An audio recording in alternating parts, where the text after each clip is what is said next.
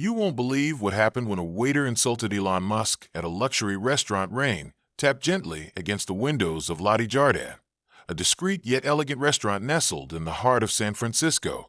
With its cream-colored walls and dim, ambient lighting, the place was a quiet sanctuary from the chaos of the city. The scent of freshly baked bread mingled with the faint aroma of herbs and melted butter, wrapping the room in warmth. It was a late evening when Elon Musk entered, visibly weary. Dark circles framed his eyes, remnants of sleepless nights spent juggling crises at Tesla, SpaceX, and X.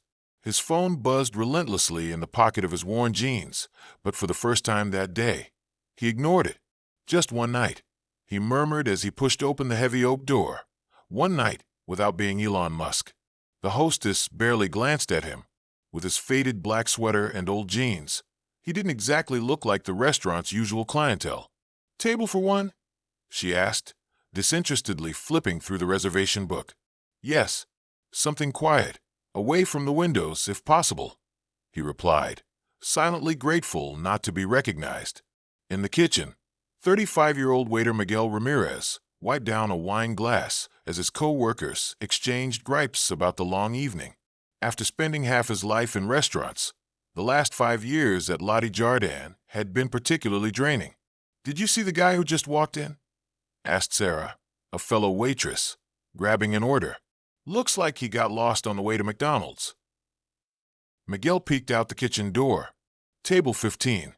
Great," he muttered.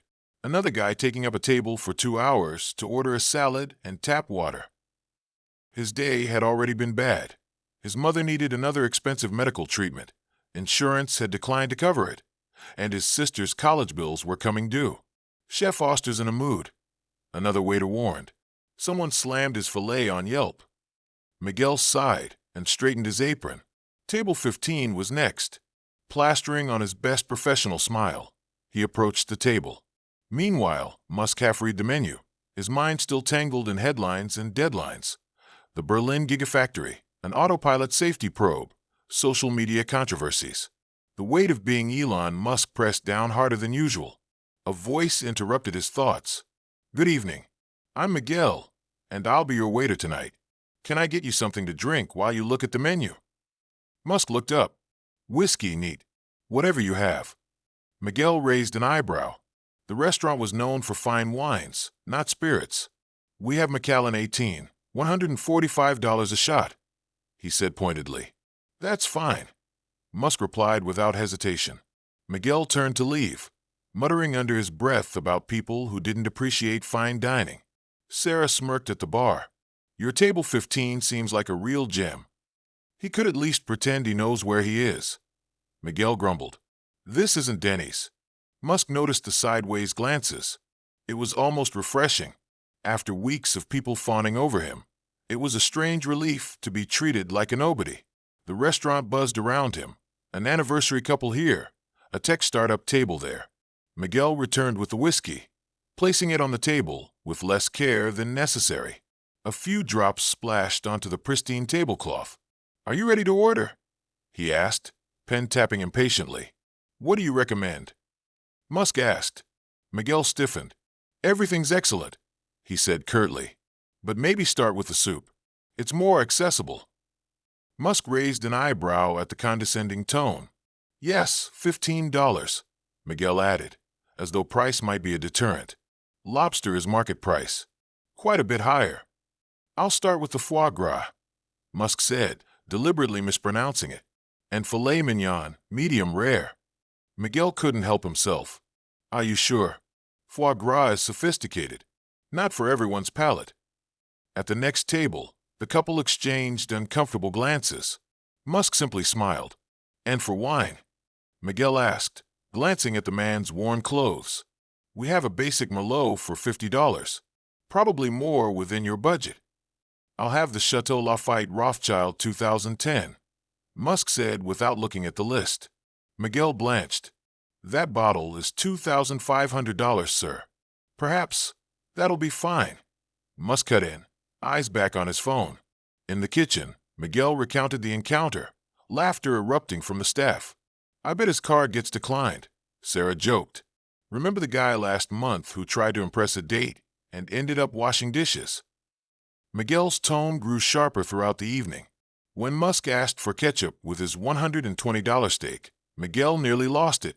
"You know," he said, clearing the dessert plate, "there's a Burger King not far from here. You'd probably feel more at home." Gasps echoed from nearby tables. But Musk didn't flinch. He simply smiled and took out his phone, recording something silently as thunder rolled outside. Miguel had no idea his night and life was about to change. As the final guests left, the kitchen staff made jokes and placed bets on whether the mysterious diner could cover the bill.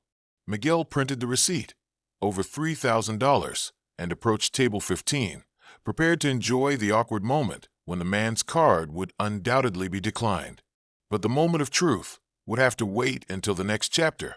For now, Miguel remained just a tired waiter who had dared to treat one of the most powerful men in the world with complete indifference, unaware that the man in the faded sweater and jeans was about to turn his world upside down. Conversations at Lottie Jardin had shifted subtly. Diners now discreetly observed the strange interaction unfolding between the haughty waiter and the quiet man at table 15. "Excuse me," Musk called out as Miguel passed by, balancing a tray of delicate desserts. "Could I have another whiskey?" Miguel let out an exaggerated sigh. "Are you sure you wouldn't prefer a glass of water? It's on the house." An executive at a neighboring table nearly choked on her wine. Her companion raised an eyebrow, torn between amusement and disbelief. "The whiskey will be fine," Musk replied, his calm tone unwavering. There was something oddly satisfying about being treated without reverence, no flattery, no fear.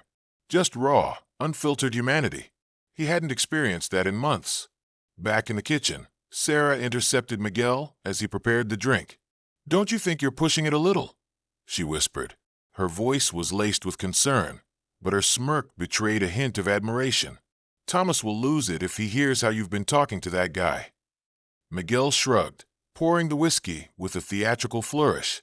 "Did you see how he holds his utensils? Like he's never eaten in a fine dining place before. And the foie gras. He ordered it just to look fancy, didn't even appreciate it." Sarah bit her lip. "Still, there's something familiar about him. He looks like every tech bro in this city trying to cosplay Steve Jobs." Miguel scoffed. "I'm sure he's got a revolutionary startup at his garage." Meanwhile, behind the pass, Chef August peered discreetly through the kitchen window, curiosity piqued. "Murd," he muttered in disbelief. "Who orders Chateau Lafite and asks for ketchup?" Manager Thomas, who had been observing the odd scene from a distance, finally made his move. Something about the man at table 15 gnawed at him, as though he was missing something glaringly obvious. He approached the table with a professional smile. "Good evening, sir. Is everything to your liking?" Musk looked up from his phone. "Everything's excellent, especially the service. It has a unique touch." Thomas sensed the dry humor, but smiled anyway. "Glad to hear it. If there's anything else you—" "Actually," Musk interrupted, "could you have the chocolate souffle prepared? I saw it takes about 25 minutes." At that moment, Miguel returned with the whiskey. "The souffle is quite sophisticated," he said with a smirk, ignoring the manager's subtle warning glance. "Perhaps some ice cream would be more appropriate for your palate." Thomas held his breath, bracing for backlash, but Musk only smiled. "The souffle will be fine. And maybe you could explain what makes it so sophisticated." For the first time that night, Miguel faltered. The customer's cool confidence and amused tone unsettled him more than any complaint would have. At the anniversary table, the husband leaned toward his wife. "No one stays that calm under that level of bad service," he whispered. "He must be someone important." She nodded slowly. "The way he observes everything, he's not just another diner." Outside, the rain had ceased, but the fogged windows now cloaked the restaurant in a cozy stillness. The clock struck 10:30 p.m. Only a few tables remained occupied. Miguel was now preparing the bill with a familiar blend of anticipation and disdain. $3,247.85. More than he made in a month. He rehearsed his delivery in his head as he walked over. Every sarcastic comment, every patronizing glance. This was the moment of truth. "If you need me to explain the charges," Miguel began as he placed a bill on the table. "That won't be necessary," Musk replied, pulling a sleek black card from his weathered wallet. Miguel stared at it. Heavy, matte black, minimalist design. Definitely not a regular credit card. Recognition stirred, but that revelation would have to wait. It was now 10:45 p.m. The energy had shifted. What began as a normal night was about to become a story that would be told and retold in Lottie Jardin for years to come. The restaurant had thinned, creating an intimacy that amplified every word and movement. The waiter at table 15 had grown cockier, unaware he was waltzing on the edge of irony. "Would you like to see the wine list again?" Miguel asked, offering the iPad with a smirk. "I can show you wines by the glass. They're more manageable."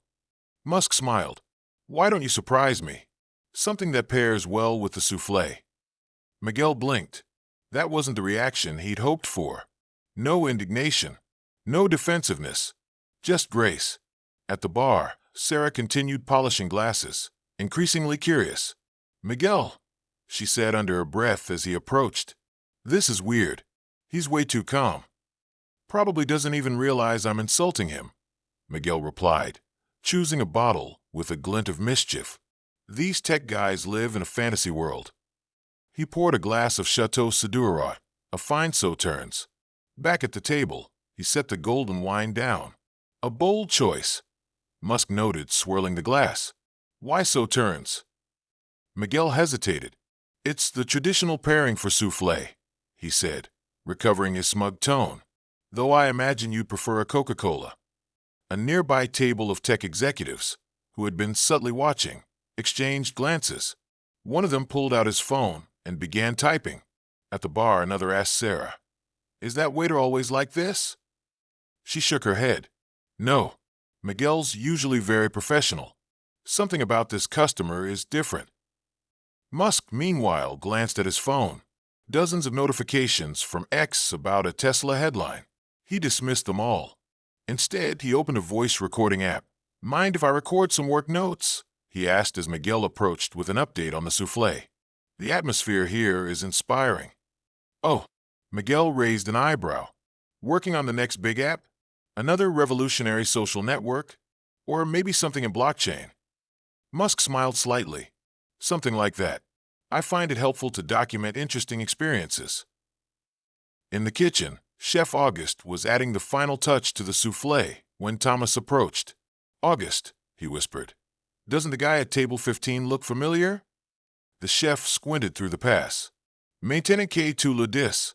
Now that you mention it. There's something. But he wouldn't be here, not dressed like that." Miguel returned to pick up the dessert, catching the tail end of their conversation. "What are you two staring at?" he asked, adjusting his apron. Thomas turned to him cautiously. "Miguel, have you noticed anything particular about the man at table 15? Other than his complete lack of taste?" Miguel quipped, but deep down, a sliver of doubt had started to form. And in just a few minutes, that sliver would tear open a truth that would shake Miguel and Lottie Jardin to its core. Miguel returned from the kitchen, carrying the souffle with a flourish. He was still riding the high of his sarcasm, unaware that everything was about to shift. "Your souffle, sir," he said, placing it in front of the customer with theatrical flair. "Do you need instructions on how to eat it? It's a bit more sophisticated than a Starbucks brownie." Musk, who had discreetly positioned his phone to record audio, tilted it slightly to better capture the moment. "Please," he said, calm as ever, "enlighten me. I'm always eager to learn." The lack of irritation caught Miguel off guard again. The customer's amused responses chipped away at his confidence, but he didn't let it show. At the bar, Sarah stared wide-eyed at her phone. One of the tech executives at table 6 had shown her something moments earlier. A news clip, a headline, something unmistakable. She looked pale, shaken. Thomas noticed her expression and quickly approached. "Are you okay?" he asked. Sarah leaned in, voice trembling. "Thomas, do you know who that customer is?" Before Thomas could respond, Miguel appeared again, shaking his head. "Can you believe he just asked me about the physics of why a souffle rises? like he actually cares about the science behind it. Miguel, Sarah tried to interject. Not now, Sarah, he snapped. He's asking for more wine. As Miguel walked back toward the table, he glanced at his phone. 3 texts from his sister. Miguel, are you watching the news? Answer me. This is important. Please tell me you're not being yourself tonight. He rolled his eyes, assuming it was family drama, and slipped the phone back into his pocket. You know, Miguel said as he poured more wine, it's refreshing to see someone pretend to care about gastronomy. Most tech guys just want to flex how much they can spend. Musk studied Miguel over the rim of his glass. And what makes you so sure I'm pretending? Miguel scoffed. I've been in this business 15 years. I can spot the difference between someone who appreciates fine dining and someone just keeping up appearances. The way you hold your utensils, how you pronounce French dishes, asking for ketchup with a prime steak. It all screams new money trying to fit in. Nearby tables went silent. Diners leaned in, some barely breathing. The group of tech executives had stopped pretending not to listen. One of them subtly recorded with his phone. 15 years is a long time, Musk said, tapping his phone screen again. You must have seen all kinds of customers. Oh, absolutely, Miguel replied, oblivious to Sarah's increasingly desperate attempts to get his attention. But you tech guys, he continued, are my favorite. Always sure you're changing the world with your apps and cryptocurrencies. Musk tilted his head. And what do you think of electric cars? Miguel laughed, a little too loudly. Like Tesla? Please. Elon Musk is just another billionaire playing Tony Stark. At least he dresses for dinner, unlike, his voice trailed off. Something about the customer's slight smile, the mention of Tesla, the casual mention of his own name, the recording phone. It all began to click. Slowly, horrifyingly. At the bar, Sarah buried her face in her hands. Thomas had started walking toward the table, but stopped. Miguel was finally realizing.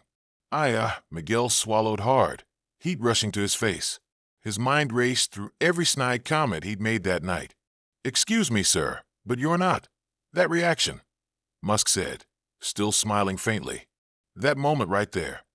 Miguel stood frozen. The weight of the evening came crashing down like an avalanche. The restaurant clock read 11:15 p.m. The few remaining diners stopped pretending not to watch. The executives' phones now lay on their tables, recording. Even Chef August peeked out from the kitchen, his tall white hat visible through the service window. Sir, Miguel's voice cracked. Musk raised a hand to stop him. You were saying something about Tony Stark? Miguel's face drained of color. His throat was dry. He couldn't speak. I didn't know. I never imagined that the CEO of Tesla and SpaceX might dine alone, Musk said. In jeans. He leaned back, adjusting his phone one last time. Sarah appeared beside Miguel, speaking quickly. Mr. Musk, please accept our sincerest apologies. Miguel is usually very professional and, is he? Musk cut in, clearly intrigued. Because for the past 2 hours, I've seen something quite different. Fascinating, I must admit. Thomas finally reached the table, dabbing his forehead with a napkin. Mr. Musk, as the manager of Lutti Jardin, I want to extend our deepest apologies. You know what's most interesting? Musk interrupted again, speaking directly to Miguel. This has been the first honest conversation I've had in weeks. No flattery, no corporate polish, just brutal honesty. Miguel blinked, still trying to piece it all together. You're not angry. Musk chuckled. I've been recording the whole thing. It's refreshing to meet someone who says exactly what they think, even if it's not very diplomatic. One of the executives whispered at their table. Classic Elon, turning a train wreck into a case study. Chef August stepped fully into view, muttering to himself, Mon Dieu, I have Elon Musk critiquing my soufflé. About that, Miguel began, recalling every harsh word he'd said about the dessert. It's delicious, Musk replied, though I must admit, ketchup would have made for an interesting twist. Sarah let out a nervous giggle and quickly turned it into a cough. Miguel felt his knees wobble. Thomas cleared his throat. Please, Mr. Musk, let us cover dinner tonight. It's the least we can do. and missed the chance to use my card after all those jabs about my budget. Musk pulled out the sleek black card. That would be anticlimactic, don't you think? Miguel felt a cold sweat run down his back. Sir, about my comments on Tesla, and well you. About being a billionaire playing Tony Stark. You're not the first to say it. Musk said, smiling. Though most don't say it to my face while serving wine. At the nearby table, the live stream was now in full swing. The story was already making its way across the internet. And this night, the night that began with arrogance and misunderstanding, was about to become legend. The situation was unfolding in classic Musk fashion, unpredictable, intense, and oddly human. You know, Musk said, fixing his eyes on Miguel, brutal honesty is a rare quality these days, especially in my world. Everyone's too afraid to offend, too busy playing a role. Miguel stood stiffly beside the table, uncomfortably aware of every phone now trained on him. Not just Musk's, but also those of the executives nearby. Still recording. Musk leaned forward, his voice laced with genuine curiosity. So tell me, why were you so direct with me tonight? It wasn't the question Miguel had braced for. He'd expected fury, threats, maybe even security escorting him out. Not this strange, philosophical conversation about authenticity. He hesitated, glancing around the room. The staff had stopped pretending to work. His co-workers stared, frozen. The silence was so deep, he could hear the rain beginning again outside, tapping gently against the windows. I guess. Miguel began, then sighed. I got tired of the act. The fake sophistication. The people who come here just to show off. And when I saw you, in jeans and a worn sweater, I assumed, wrongly, you were just another tech guy playing the part. Musk smiled faintly. Another pretentious billionaire with a credit card and no taste. The irony is painful, Miguel replied. A rumble of thunder echoed distantly, as if punctuating the absurdity of the moment.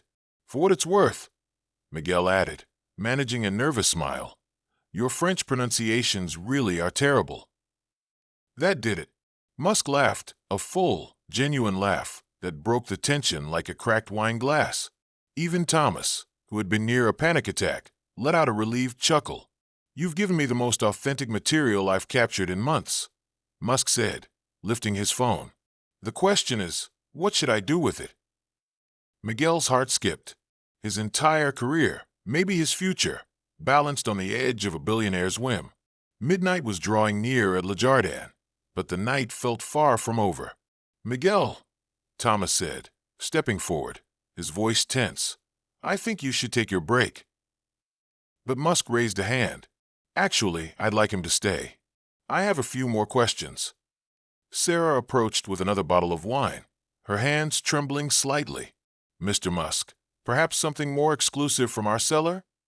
This is perfect, he replied, eyes still on Miguel. So, tell me more about billionaires playing Tony Stark. Miguel felt the floor sway beneath him. His phone buzzed again in his pocket. Probably more messages from his sister. None of it mattered now. My mom's sick, he said, barely above a whisper. Pancreatic cancer. Insurance doesn't cover everything. My sister's in college. Most days, I'm just trying to stay afloat. Musk raised an eyebrow but said nothing. I wasn't thinking about consequences tonight, Miguel continued. I was tired, bitter. And when I saw someone who looked like every other guy I've waited on, guys who tip like they're doing us a favor, I snapped. And yet, Musk said, scrolling through his phone, you suggested the soup because it was more affordable. Fascinating, isn't it? Sarah reappeared with a chair. Sit before you fall over, she murmured. I'm not supposed to sit at a customer's table, Miguel replied automatically. I think we're well past protocol, Musk said, gesturing to the seat. Miguel collapsed into it, the adrenaline finally draining from his body. About Tesla, Musk said, tapping his screen. You said I'm playing at innovation. You believe that? No, Miguel said slowly. Tesla is changing the world. But from where I stand, driving a busted 2005 Civic, it's a world I'll never be part of. I serve $500 dinners I can't afford to eat. That disconnect, it gets to you. Musk nodded. Two different worlds. Exactly, Miguel said. And tonight, I saw someone who looked like they didn't belong in this one. I assumed you were pretending to. Musk studied him for a moment. You know what's really rare? Someone who says exactly what they think, no filters, no agenda. Thomas tried again, nervously. Mr. Musk, I understand Miguel's behavior was exactly what I needed. Musk cut in. Think of it as a social experiment. How often do CEOs get to hear how they're actually perceived? Not by analysts or shareholders, but by the people who refill their water glasses. The table of executives, previously streaming gleefully, had gone quiet, realizing they were witnessing something far more intimate than viral content. But, Musk added, his tone shifting, there are consequences. You've been honest, but also reckless. Miguel braced himself. I understand, he said, voice barely audible. If I'm fired, I get it. Just please. My mother depends on my health insurance. Musk glanced at the screen again, playing back a line. At least he knows how to dress appropriately for dinner. I dressed like this tonight hoping for peace and anonymity, Musk said. Instead, I found, well, something far more interesting. Sarah hovered nervously nearby. So, you're not firing him? Fire him. Musk looked genuinely surprised. Why would I waste someone who actually tells the truth? Miguel blinked. I don't understand. Your problem isn't honesty, Musk said. It's timing. Judging when and how to be honest. But that kind of authenticity, I can't buy that, no matter how rich I am. Miguel's eyes filled. The weight of the evening, fear, shame, hope, crashed over him all at once. That said, Musk added, holding up his phone, these recordings, they're compromising. What to do with them? Everyone froze. The restaurant held its collective breath. But that final decision, the one that would alter Miguel's life forever, would have to wait for the next chapter. For now, the waiter who had unknowingly insulted the richest man in the world sat across from him in stunned silence, suspended in the tension between ruin and redemption. Teetering between disaster and redemption, the clock struck 12:15 a.m., and the night at Le Jardin was far from over. Rain lashed harder against the windows, nature seemingly scoring the scene with cinematic flair. At the center of it all sat Elon Musk, idly scrolling through his phone. The night's recordings were still there, each one a piece of raw, unscripted dialogue that now carried unexpected weight. You know what's most interesting about these? Musk said, tapping play on another snippet. It's not just what you said about me. It's your entire perspective. On tech, on inequality, on innovation. It's the kind of voice we don't hear often. Someone who lives between those two worlds. Sarah returned with fresh coffee. Her hands no longer trembled, reassured by the calm that had replaced chaos. Mr. Musk, she asked gently, why did you start recording in the first place? Instinct, he replied, accepting the cup. When Miguel made that first remark about my limited budget, something told me this night would be illuminating. A murmur rose from the executive table nearby. One of them, a poised woman in a tailored suit, leaned forward. This is exactly the kind of perspective we need more of in Silicon Valley, she said. We've become insulated, disconnected from reality. Miguel shifted uncomfortably. I wasn't trying to be anyone's case study. The best insights usually aren't intentional, Musk replied. But let's talk about your personal situation. You mentioned your mother. How much is her treatment? The abrupt pivot caught Miguel off guard. It's about $12,000 a month. Insurance helps, but we're still short by $8,000. And my sister's in college on a partial scholarship. I work weekends to help with that too. From the kitchen, Chef Ost emerged with a tray of macarons. Pour vous, he said gently, setting them down. Miguel, mon ami, I had no idea. No one did, Miguel said quickly. I didn't want pity. I'd rather make sarcastic comments about billionaires than beg for sympathy. Speaking of sarcasm, Musk grinned, playing another recording. You said, he probably has a revolutionary startup in his garage. Miguel flushed. The irony's not lost on me, considering Tesla did start in a garage. With better funding than your 2005 Honda Civic, I imagine, Musk quipped. The restaurant broke into quiet laughter. Even Thomas cracked a reluctant smile. "Mr. Musk," Thomas interjected, "I appreciate your interest, but Miguel's behavior tonight was unprofessional." "Brutally honest," Musk said, finishing the sentence. "Yes, and unfiltered, but also real. That's rare in my world." Miguel caught his reflection in a wine glass. The cocky waiter from earlier had been replaced by someone exposed, more vulnerable, but maybe more genuine. "If I could go back," Miguel began, "would you change anything?" Musk asked, "Would you be more flattering? More fake?" Silence. "No," Miguel said finally. "I'd be more respectful, sure. But the frustration, the inequality, that comes from living in a parallel world, that's real, and I wouldn't hide that." Musk nodded, as if Miguel had passed a test. "What if I told you these recordings could be the beginning of something much bigger?" Miguel frowned. "Like what?"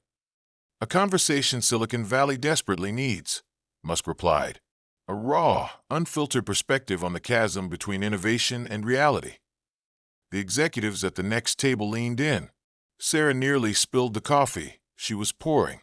"But first," Musk continued, "some practical matters, like your mother's treatment." Miguel's breath caught. "Mr. Musk, I wasn't trying to." "I know," Musk cut in. "That's why it matters. You weren't asking for help. You weren't performing. You were just honest, even if that honesty bordered on insubordination." Outside, the rain had finally begun to ease. Inside, the air was charged with something else, anticipation. "The clock now read 1 a.m. Before we go any further," Musk said, scrolling again, "I want to replay something specific."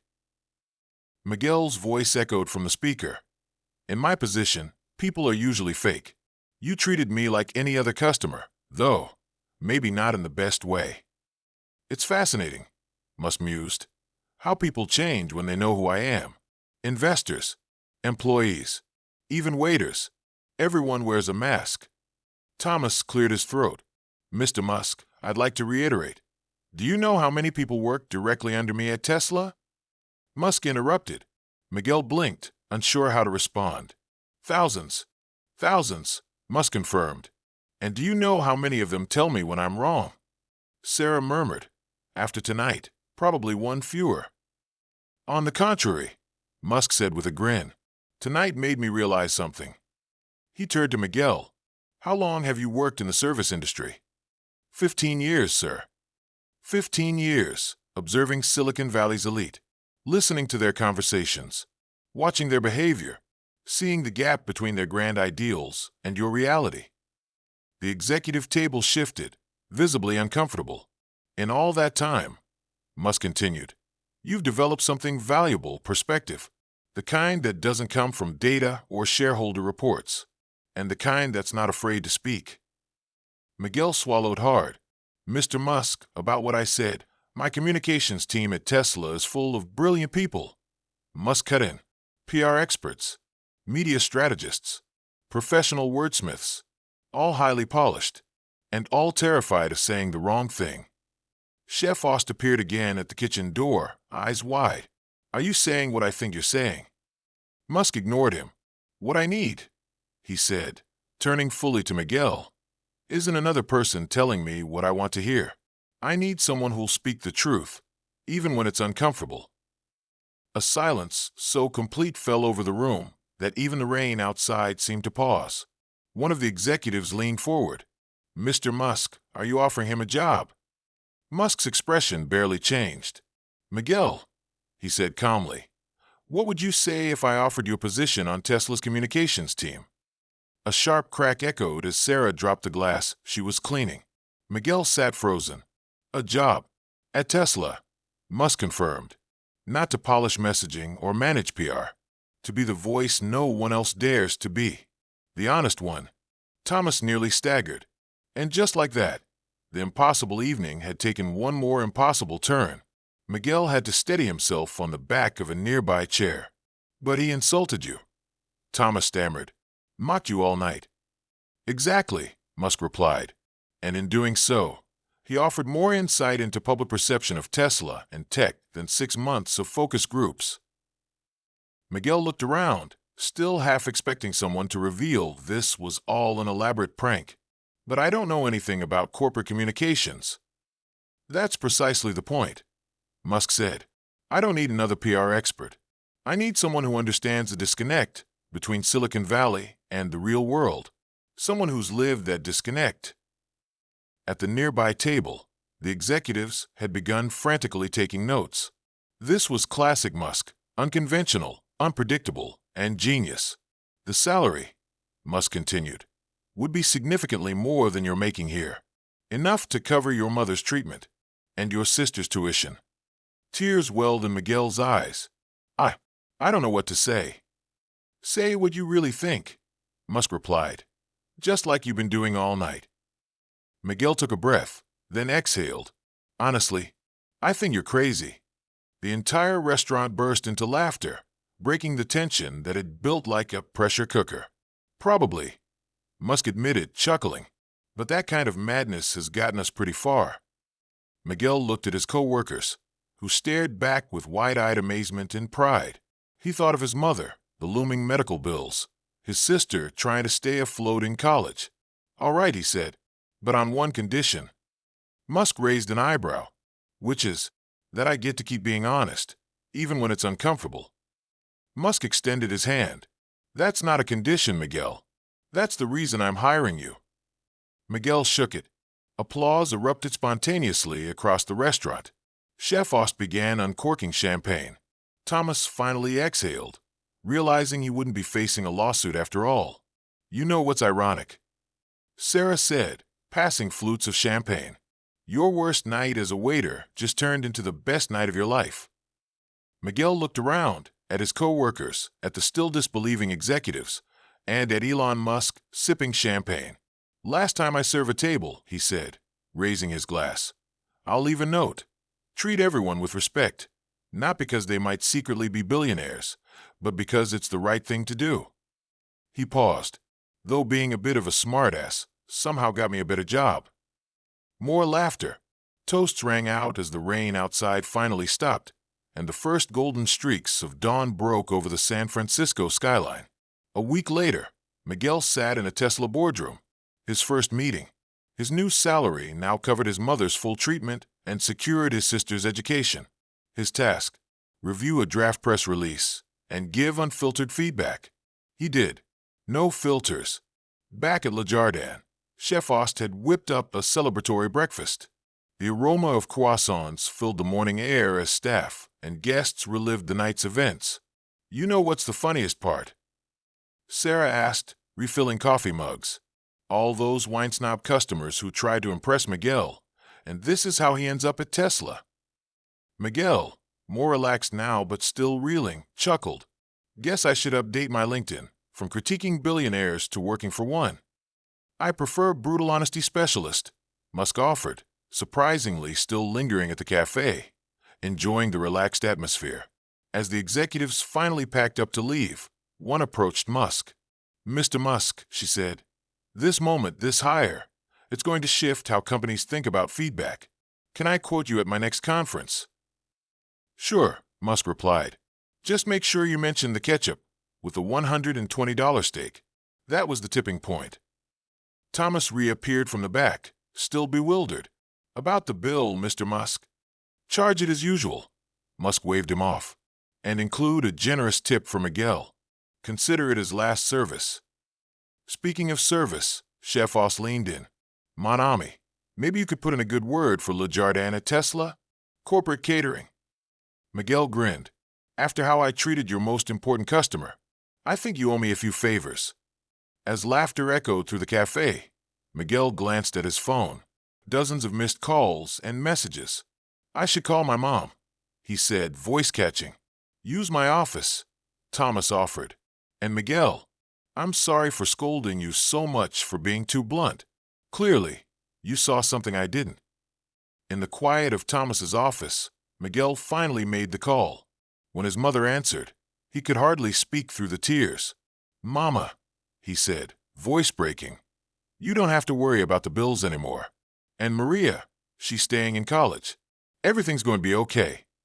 When he returned to the dining room, Someone had taped up a sign that read, "From waiter to executive, a Silicon Valley tale." Miguel laughed. "A bit much, don't you think?" "Oh, you haven't seen anything yet," Musk replied. "Just wait until the media hears. Waiter insults Elon Musk, gets job offer at Tesla." Headlines write themselves. "About that," Thomas began, "should we issue a press release?" "Let it be," Musk said. "Some stories are better when they unfold naturally. Besides," he added, glancing at Miguel, "I think my new communications advisor would prefer to keep it authentic." The sun was high by the time goodbyes were exchanged. The morning shift staff arrived, confused to find a celebration in progress. "Un dernier chose," said Chef Ost, handing Miguel a wrapped parcel. "My soup à l'oignon recipe, for when you need to impress at executive dinners." "Thanks, Chef," Miguel said, "though I think I impress people a bit differently now." As Musk prepared to leave, he paused beside Miguel. "First meeting Monday, 9 a.m. sharp. And Miguel, keep that brutal honesty." Miguel smirked. "No promises, especially about your French pronunciation." Musk laughed. "Fair." And so, as the San Francisco sun climbed higher, the story of the sarcastic waiter who dared to speak the truth to the world's richest man reached its unexpected turning point. Not an end, a beginning. Because sometimes, in the most improbable places and most unexpected ways, brutal honesty can open doors we never knew existed, even if it involves suggesting ketchup for a $120 steak. Sometimes, all it takes is one honest moment to change everything. If this story moved you, hit like, tap subscribe, and share it with someone who's not afraid to speak their truth. Who knows? The next big opportunity might be listening.